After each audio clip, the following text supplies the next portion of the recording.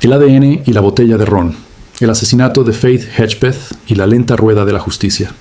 Eran las primeras horas de la mañana del 7 de septiembre de 2012 en Chapel Hill, Carolina del Norte. Un aroma a juventud, a libros nuevos y a futuro prometedor aún flotaba en el aire universitario. Pero en un apartamento del complejo Hawthorne at the West End, ese aroma se había roto. Dentro de la unidad 10-4, la habitación de Faith Hedgepeth, de 19 años, estudiante de biología y miembro de la tribu indígena Lumbee, era un caos. Sobre la cama, Faith yacía sin vida. A su lado, el arma del crimen, una botella vacía de la marca de ron Bacardi. Las evidencias apuntaban a una violencia feroz, íntima y apresurada. Había una nota garabateada en un pedazo de papel, con un mensaje críptico y amenazante. Lo que no había eran respuestas. Así comenzó un caso que durante 9 largos años se encapsuló en la categoría más dolorosa para una familia. Cold case, caso frío. Hasta que una detención de tráfico rutinaria, a cientos de millas de distancia, encendió una chispa en la oscuridad. Pero encender una chispa no es lo mismo que iluminar toda la verdad, y el camino hacia el juicio se ha convertido en un laberinto de preguntas, sin respuesta, pruebas perdidas y demoras que prueban la paciencia de cualquiera que busque justicia. Advertencia. El siguiente contenido aborda detalles explícitos de un caso criminal real, incluyendo descripciones de violencia sexual y homicidio. Está basado en informes oficiales, documentos judiciales y cobertura mediática verificada. Se recomienda discreción.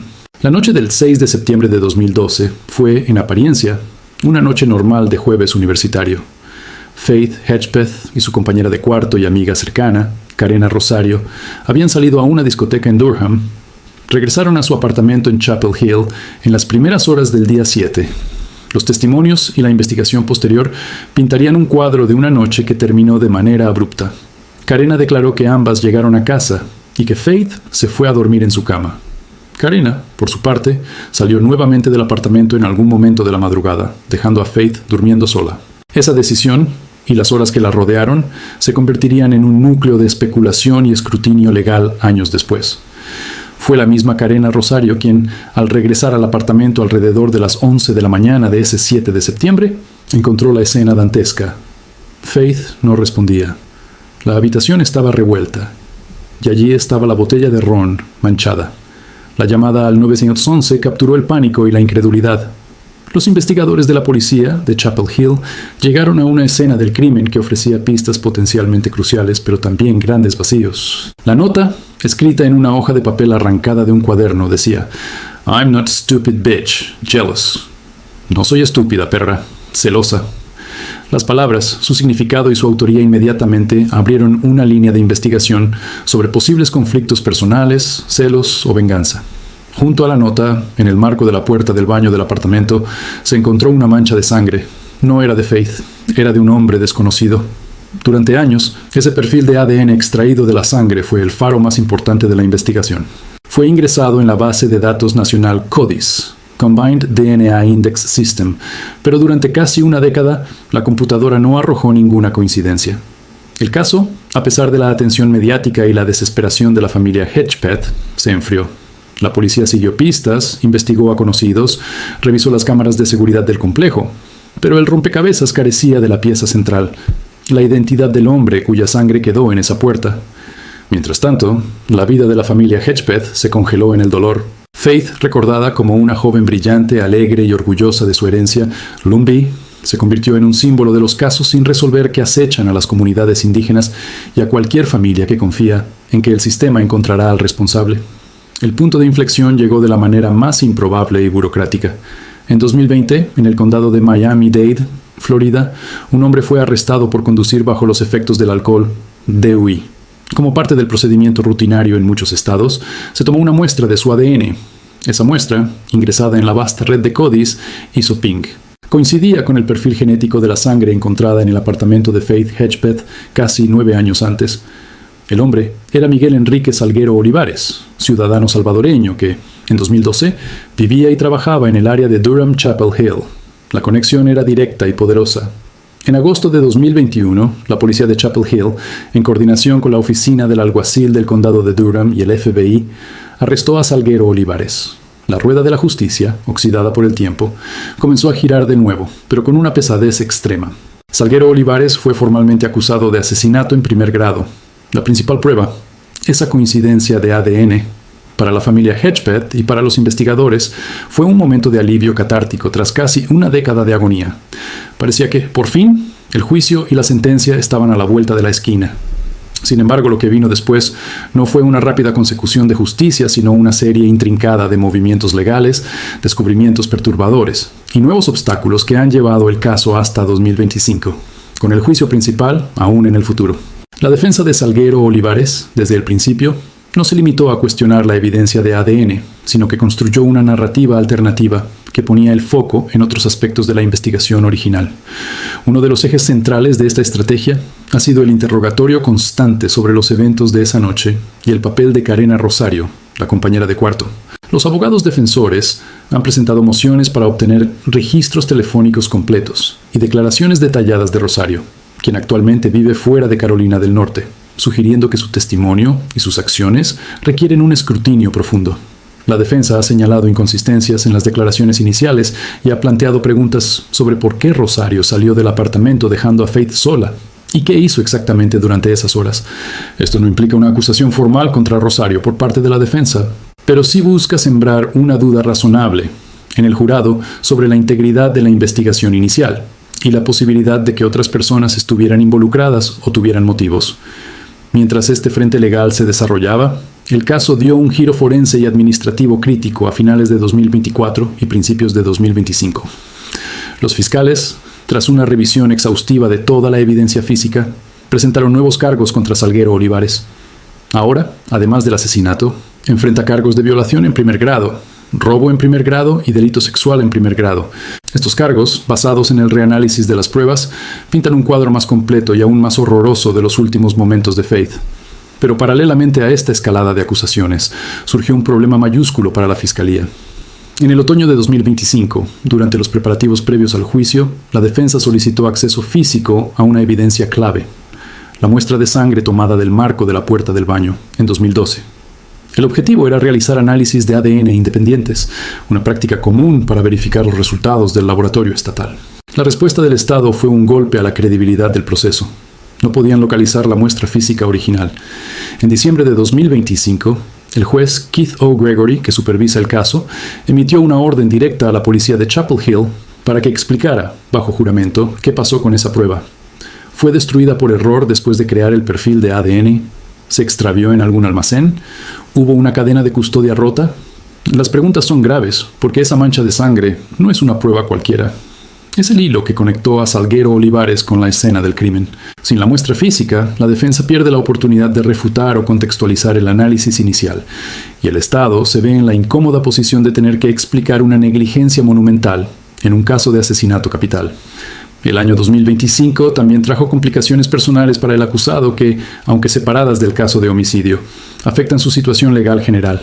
En julio, mientras estaba bajo custodia en la cárcel del condado de Durham, esperando su juicio por asesinato, Salguero Olivares recibió 3 cargos adicionales por posesión de drogas dentro del centro penitenciario. Estos cargos por sustancias que los oficiales encontraron en su celda lo pintan como un reo que continúa infringiendo la ley, incluso detrás de las rejas, un dato que la Fiscalía podría eventualmente usar para perjudicar su imagen ante un jurado, aunque técnicamente no estén relacionadas con los eventos de 2012. A pesar de este laberinto de emociones, pruebas perdidas y nuevos cargos, el proceso judicial logró un hito en noviembre de 2025. El juez Gregory, tras sopesar los múltiples retrasos, fijó una fecha firme para el juicio, el 28 de septiembre de 2026. Será más de 14 años después del crimen. Para entonces, Salguero Olivares habrá pasado al menos 5 años en prisión preventiva sin fianza. La decisión del juez fue un mensaje de que, a pesar de los problemas, el caso debe avanzar hacia un veredicto. La defensa, por su parte, no se queda quieta. Además de presionar por respuestas sobre la sangre desaparecida, ha anunciado su intención de presentar testimonios de expertos forenses que, según ellos, testificarán que huellas dactilares encontradas en la escena del crimen, específicamente en la botella de ron, no coinciden con las de Salguero Olivares. Esta línea de argumentación busca desacoplar a su cliente de la escena de manera física y directa, contrarrestando la poderosa, pero ahora problemática evidencia del ADN de la sangre. La narrativa, entonces, al cierre de este primer segmento, no es la de un caso resuelto que avanza limpiamente hacia la justicia. Es la narrativa de un rompecabezas que, tras encontrar su pieza faltante, revela que otras piezas se han dañado o perdido en el camino. Es la historia de una familia que, tras esperar 9 años por un nombre, ahora debe esperar varios más por un veredicto, mientras observa cómo el sistema judicial se debate con sus propias imperfecciones. La sangre en el marco de la puerta fue la llave que abrió la puerta de la acusación, pero ahora esa misma llave parece haberse esfumado, dejando a todos, familia, fiscales, defensores y el juez, preguntándose si la puerta a la verdad absoluta podrá abrirse de par en par. La búsqueda de justicia para Faith Hedgepeth entró en una nueva y crítica fase, donde las batallas ya no se libran en las calles oscuras de Chapel Hill, sino en las frías salas de audiencias y en los estériles almacenes de evidencia, donde el tiempo y el error humano se han convertido en adversarios tan formidables como el propio acusado. La sangre perdida y el veredicto pendiente. El juicio que definirá una década de duda. La orden del juez Keith O'Gregory en diciembre de 2025 resonó en los pasillos del Tribunal del Condado de Durham como un golpe seco. La policía de Chapel Hill tenía que rendir cuentas, explicar cómo, en un caso de asesinato de alto perfil, una evidencia física tan crítica como la muestra de sangre del marco de la puerta había podido esfumarse. Este momento no era solo una moción legal más, era el punto de fractura donde la búsqueda de justicia chocaba frontalmente con la posibilidad de un fallo humano irreversible. Mientras la familia Hedgepeth observaba, una nueva capa de agonía se superponía a la ya existente. La prueba que desbloqueó el caso después de 9 años, la que nombró al sospechoso, ahora era un fantasma en el proceso. Y este fantasma se sentaría en el banquillo junto a Miguel Enrique Salguero Olivares, cuando su juicio finalmente comenzara el 28 de septiembre de 2026. La pregunta ya no era solo ¿quién lo hizo?, sino ¿puede el sistema, con sus grietas, entregar un veredicto legítimo? La respuesta de la policía de Chapel Hill a la orden del juez, entregada a principios de 2026, delineó una tragedia de gestión forense. Según la declaración jurada, la muestra de sangre física, recogida en un hisopo y preservada en papel especial, fue enviada al laboratorio estatal de la SBI, State Bureau of Investigation, en 2012. Allí, los analistas extrajeron el ADN, crearon un perfil y lo ingresaron en CODIS. Sin embargo, en algún punto posterior, durante un proceso de reubicación de evidencias o archivo, la muestra física original fue separada del archivo principal del caso y, aparentemente, destruida bajo la política de descarte de evidencias no requeridas para análisis futuro, un error catastrófico que pasó desapercibido durante años. La defensa, liderada por abogados públicos de experiencia, puso el grito en el cielo. En mociones preliminares al juicio, argumentaron que esta pérdida violaba de manera flagrante los derechos constitucionales de Salguero Olivares al debido proceso y a confrontar las pruebas en su contra. El Estado construyó su caso sobre esta sangre, argumentó uno de los defensores, y ahora nos niega la oportunidad de examinarla de forma independiente. ¿Qué más no podremos cuestionar? ¿Qué otra prueba se ha perdido? La Fiscalía, encabezada por el fiscal del distrito, contraatacó con firmeza. Aceptaron la gravedad del error administrativo, pero minimizaron su impacto legal. Presentaron los registros de cadena de custodia originales, los informes del laboratorio de la SBI con firmas y sellos, y el testimonio del analista que procesó la muestra en 2012. Su postura era clara. La integridad del perfil de ADN está respaldada por documentación robusta y procedimientos estándar. La muestra física, aunque ideal, no era estrictamente necesaria para confirmar la coincidencia que ya existía en la base de datos y que vinculaba directamente a Salguero Olivares. Además, la Fiscalía preparó su estrategia para el juicio, expandiendo el círculo de evidencia circunstancial. Se centraron en colocar a Salguero Olivares en el área geográfica y en el entorno social que rodeaba a Faith Hedgepeth en 2012.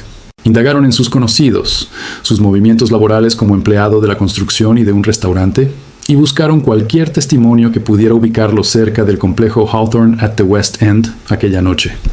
El juicio, que comenzó en una sala abarrotada y bajo una expectación mediática renovada en septiembre de 2026, fue un duelo forense y narrativo de alta tensión.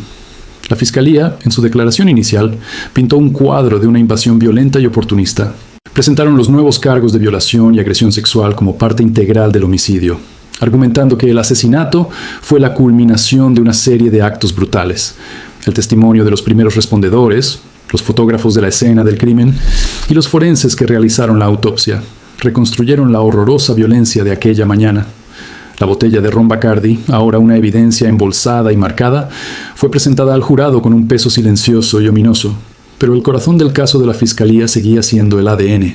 El testimonio del analista de la SBI fue minucioso, explicando al jurado la ciencia de la creación de perfiles genéticos y la infalibilidad estadística de la coincidencia con Salguero Olivares.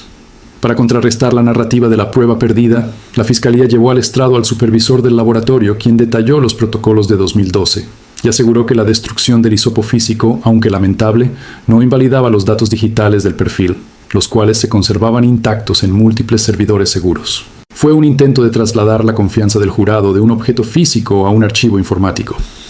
La defensa, en su declaración inicial, no intentó negar que ocurrió una tragedia, sino que cuestionó ferozmente si el hombre sentado ante ellos era el responsable. Su ataque fue multifacético. Primero, desacreditaron la integridad de la investigación inicial. Preguntaron por qué no se siguió más agresivamente la pista de la nota, celosa, sugiriendo que podría apuntar a un conflicto interpersonal completamente ajeno a Salguero Olivares. Segundo, presentaron a su propio experto forense, quien testificó que, efectivamente, varias huellas dactilares latentes encontradas en la botella de ron no coincidían con las de su cliente ni con las de Faith Hedgepeth. Alguien más tocó esa botella, afirmó el experto, y la policía nunca identificó a esa persona. El tercer y más contundente frente de ataque fue el tratamiento de la evidencia de ADN. La defensa martilló una y otra vez la pérdida de la muestra física. ¿Confiarías en un billete de $1 si te dicen que es auténtico, pero se niegan a dejártelo tocar o examinar bajo una luz? Inch le preguntó retóricamente el abogado defensor al jurado. Argumentó que, sin la muestra original, era imposible verificar si la sangre estaba mezclada con otro fluido, determinar su antigüedad exacta o descartar una contaminación en el laboratorio. Transformaron la poderosa prueba de la fiscalía en un símbolo de incompetencia y opacidad. El Estado pide que confíen en ellos ciegamente, proclamaron, después de que perdieron la evidencia más importante. La responsabilidad de probar la culpabilidad más allá de toda duda razonable recae en ellos, y su caso está construido sobre un hoyo. El testimonio de Karena Rosario, la compañera de cuarto, fue uno de los momentos más delicados. La defensa la interrogó extensamente sobre sus movimientos esa noche, sus relaciones y su estado de ánimo. Preguntaron por qué dejó la puerta con el pestillo echado o sin echarlo, sobre el tiempo exacto de su salida y regreso, y sobre cualquier persona que pudiera haber tenido conflictos con Faith. El objetivo no era acusarla, sino resaltar que la investigación podría haber pasado por alto otras líneas de investigación al fijarse prematuramente en la teoría del intruso desconocido, vinculado solo por ADN. La fiscalía, en el contrainterrogatorio, fortaleció el testimonio de Rosario, enfatizando su cooperación inicial, su dolor evidente y la falta de cualquier motivación o evidencia que la ligara al crimen. A lo largo del juicio, la presencia de la familia Hedgepeth fue una constante solemne. Faith no era una víctima abstracta. Su sonrisa en las fotos, los testimonios de sus familiares sobre su carácter y sus sueños, y el dolor crudo que aún llevaban, le daban un rostro humano a los procedimientos técnicos y legales. El fiscal, en sus alegatos finales, apeló a ese dolor y a la certeza científica. La sangre de ese hombre, Miguel Salguero Olivares, estaba en el marco de la puerta del cuarto, donde Faith fue violada y asesinada, declaró. No hay explicación inocente para eso. La ciencia lo puso allí. Él la puso allí. La defensa, en su cierre, no ofreció una teoría alternativa completa, sino que sembró semillas de duda. Este es un caso de quién y de cómo, dijo. El quién que el Estado presenta se basa en una prueba que no podemos verificar. El cómo está lleno de preguntas sin respuesta. Huellas no identificadas, una nota no explicada, una investigación con puntos ciegos. Dudar no es lo mismo que declarar inocente, pero en un caso de esta magnitud, donde la vida de un hombre pende de un hilo, la duda es suficiente. Es todo lo que se necesita para decir no culpable. La deliberación del jurado fue extensa, reflejando la complejidad del caso. Días pasaron mientras en la sala de espera la tensión era palpable. Finalmente, el veredicto fue leído. En cuanto al cargo de asesinato en primer grado, el jurado encontró a Miguel Enrique Salguero Olivares culpable. También lo encontró culpable de robo en primer grado. Sin embargo, en un giro que reflejó las dificultades con ciertas evidencias, el jurado no alcanzó un veredicto unánime en los cargos de violación en primer grado y delito sexual en primer grado, declarándose en punto muerto. La fiscalía anunció posteriormente que no buscaría un nuevo juicio sobre esos cargos sexuales específicos, considerando la condena por asesinato suficiente para garantizar una sentencia de cadena perpetua sin libertad condicional. La sentencia fue un acto formal y cargado de emoción. Miembros de la familia Hedgepeth tuvieron la oportunidad de hacer declaraciones de impacto victimal, describiendo el vacío irreparable que dejó Faith, el tormento de la incertidumbre de 9 años y la frustración ante los errores procesales. Salguero Olivares, por su parte, mantuvo una expresión impasible. El juez Gregory, al dictar la sentencia de cadena perpetua, reconoció la gravedad del crimen y el largo viaje hacia la justicia. Pero también hizo una observación dirigida al sistema. La pérdida de la evidencia física fue un fallo inaceptable, que afortunadamente en esta instancia, a su juicio, no socavó el peso de la evidencia restante, pero que sirve como una advertencia severa para futuras investigaciones. El caso de Faith Hedgepeth llegó así a su conclusión legal, más de 14 años después de su muerte. No fue un cierre perfecto ni libre de manchas. La sombra de la prueba perdida, los cargos sexuales sin veredicto y las preguntas persistentes que la defensa planteó seguirán siendo parte del legado de este caso.